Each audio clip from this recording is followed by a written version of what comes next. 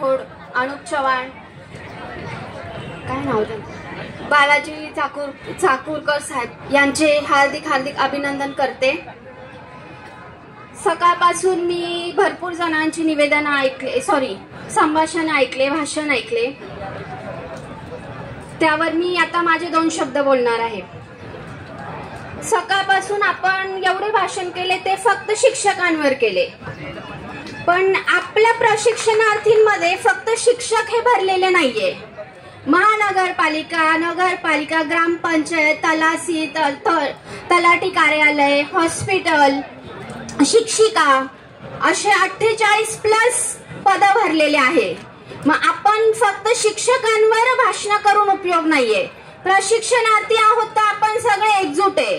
प्रशिक्षणार्थींमध्ये या सगळ्यांचा समावेश करणं गरजेचं आहे। आपण फक्त शिक्षक शिक्षक शिक्षक हे बोलून उपयोग नाही। हा जो लढा आहे तो प्रशिक्षणार्थींचा आहे।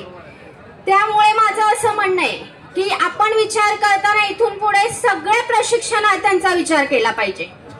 आता पुढचा मुद्दा असा आहे की आपल्याला जो 5 महिन्याचा कार्यकाळ वाढवून देत आहे एक्सटेंडेड, ते आपल्याला 5 महिन्यासाठी नकोय।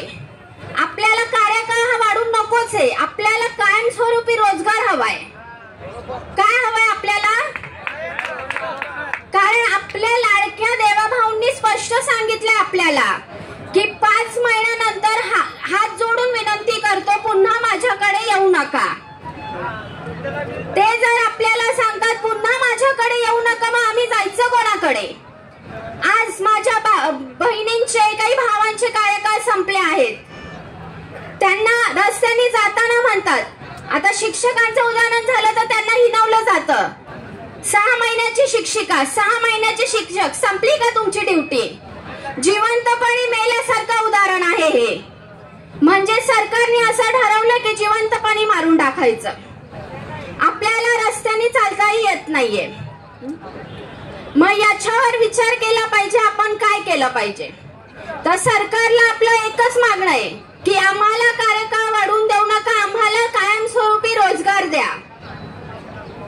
कायमस्वरूपी रोजगार द्या म्हटलं आम्ही कुठेतरी आमचं काम करून आम्ही स्वतःचे पैसे कमवू। आम्हाला लाडक्या बहिणीची भीक नको। हवी आहे का आपल्याला लाडक्या बहिणीची भीक? हवी आहे का? नाही। आम्हाला 1500 नको, आम्हाला आमच्या हक्काची भाकरी द्या। काय हवंय? आम्हाला आमच्या हक्काची भाकरी द्या। आमच्यात काम करून खाण्याची कॅपॅसिटी आहे। तसंच लाडक्या भावांचं झालं, लाडका भाऊ इलेक्शन